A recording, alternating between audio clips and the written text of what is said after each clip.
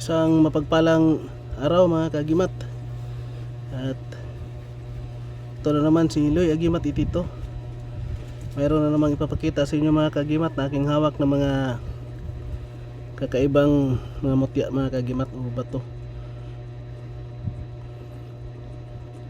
At ang usapin na ito at ang video na ito ay para lang sa mga taong naniniwala sa mutya mga kagimat.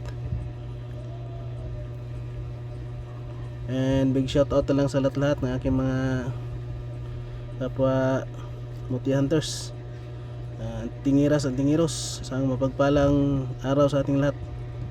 Ang ipapakita ko mga kagimat, ito ay mga uri, apat na elemento ng malalakas na mga mutya mga kagimat. At isa-isahin ko ito mga kagimat. Dati naka-video na ako ng ganito, pero ibang klaseng mga mutya yun na apat din na elemento. Ito mga bago mga kagimat, apat, ibang klase na naman mutya, pero naano pa rin sa apat na elemento mga kagimat. Una-una ay pakilala ko sa inyo mga kagimat yung aking mutya ng lupa. Yan, ito ang mutya ko ng lupa. Sa lupa ito nakuha sa ilalim, mga 10 feet mga kagimat. Yan, maniwala kayo sa hindi, ito ang original na mutya ng lupa mga kagimat. At mayroon akong dating mutya ng lupa na bigay ko na mga kagimat, pero ito yung natira sa akin, yung mutya ng lupa. At ginawa akong panangkap din sa ginawa akong langisan mga kagimat. Yan, mutya ng lupa.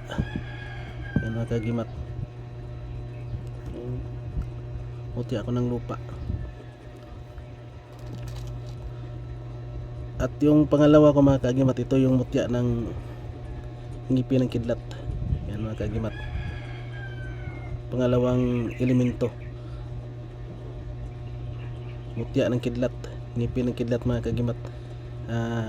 Mutya ng apoy, ito ang ngipin ng kidlat, mutya ng apoy mga kagimat.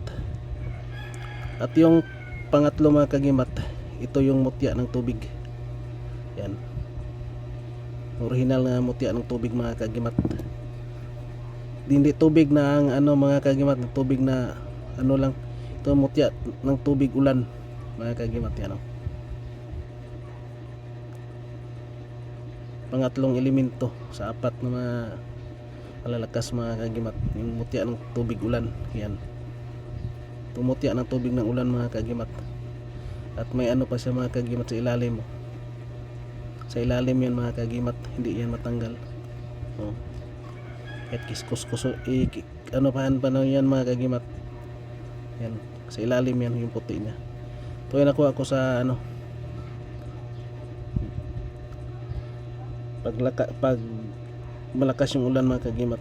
Ito yung nahulog mga kagimat, kaya tinatawag itong tubig mutya, tubig ng ulan, mutya ng tubig. Yan mga kagimat. At last mga kagimat, yung mutya ko ng hangin. Ito yung mutya ng hangin mga kagimat. Papakita ko sa inyo yung original, itong medalyon ko mga kagimat na mutya ng hangin.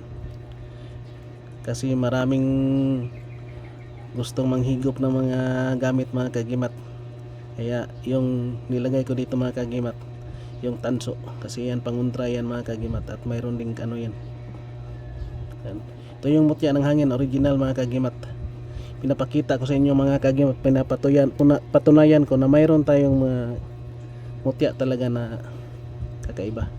Kung mayroon akong mutya ng tubig na ipo-ipo, mayroon din akong mutya ng hangin na ano mga kagimat. Yan, mutya ng hangin yan. Hindi ko lang ano mga kagimat, yan medalyon na mga kagimat. Yan, mutya ng hangin. At ito mga kagimat, yung matagal ko na trisp, isa din ito sa mga magagandang gamit mga kagimat na medalyon, yung Trispy Kuruma 1i.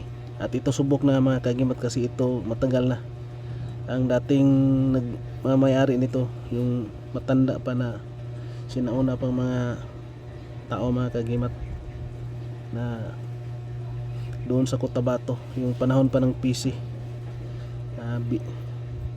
pinaulanan ng bala, pero sa awa ng Diyos hindi siya natamaan, hindi mo siya nagasgasan kahit konti. Ito may mga kagimat, pinamana sa akin yung 3 Pico Roma. Yan. At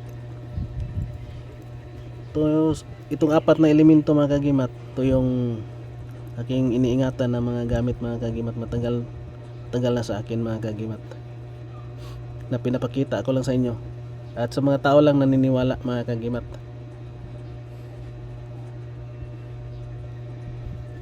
Yan yung 4 na elemento, yung mutya ng lupa, mutya ng apoy, mutya ng tubig, at saka mutya ng hangin.